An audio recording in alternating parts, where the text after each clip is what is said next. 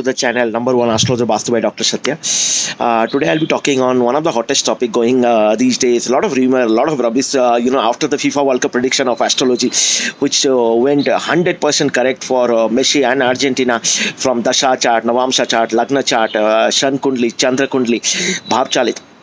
Some of the people who have very less knowledge on astrology, they are talking about astrology, right? So astrology exposed, right? The topic is how it is helping millions of people around the world to transform, to change, and to charge their life, right? I'll start with the basics, right?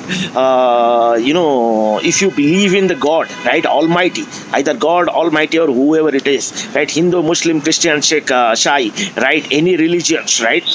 You believe in the universe from a science angle, from a technology angle. I am a technology person from last 25 years, practicing astrology also from last 30 years, right? So in the universe, there are 9 planets, right? If you